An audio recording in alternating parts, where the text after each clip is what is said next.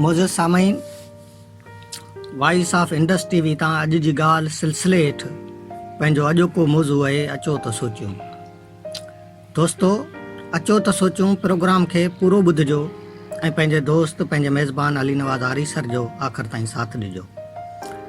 साथियो, असां मंझां हर कंहिंखे पंहिंजे जीवन में झाती पाइणु घुरिजे। गुज़िरियल ज़िंदगीअ खे यादि करणु घुरिजे त किथे असां खां कोताहियूं थियूं ऐं कहिड़ियुनि ॻाल्हियुनि में असांखे कामयाबी मिली। जॾहिं असां पंहिंजे अंदरि में झाती पाए पंहिंजे कमियुनि कोताहियुनि ऐं कामयाबियुनि जो जाइज़ो वठंदासीं त असांजे लाइ नित नित नयूं राहूं निर्वार थींदियूं ऐं असां पंहिंजी मंज़िल तरफ़ विख वधाए सघंदासीं। अचो त सोचियूं, ज़िंदगीअ में असांजो कंहिं कंहिं साथ ॾिनो ऐं कंहिं कंहिं हथ मां हथ छॾायो। जॾहिं असां उन ते सोचींदासीं त असांखे पंहिंजे क़ीमती रिश्तनि जो अहसासु थींदो ऐं हथ छॾाईंदड़ फ़रेबी रिश्तनि खां बची सघिबो।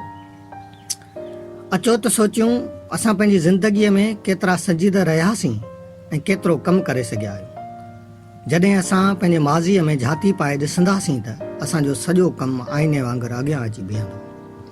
दोस्तो, असां जेका बि ज़िंदगी गुज़ारी आहे असांखे उहा बहितर लॻंदी आहे ऐं असां उन ते मुतमिन थी वेही रहंदा आहियूं। पर उसूली तौरु असांखे हर भेरे पंहिंजी मेमोरी ते ज़ोर ॾियणु घुरिजे ऐं ज़हन में समेटियल यादगिरियुनि खे वरजाइणु घुरिजे त जीअं शौरी या लाशौरी तौरु थियल ग़लतियुनि मां असां जान छॾाए सघूं ऐं कंहिं बहितरी ॾांहुं विख वधाए सघूं।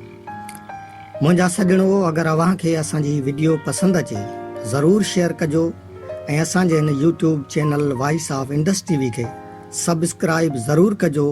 असांखे अव्हांजे साथ जी ज़रूरत आहे ऐं अव्हांजो साथ रहियो त असां यकीनन अव्हांखे के सुठियूं ॻाल्हियूं ॿुधाए सघंदासीं ऐं असां कामयाबी तरफ़ हिकु विख वधाए सघंदासीं। ऐं हाणे अव्हां पंहिंजे मेज़बान अली नवाज़ आरी सर खे ॾींदा इजाज़त। सिंध सलामत, साथ सलामत।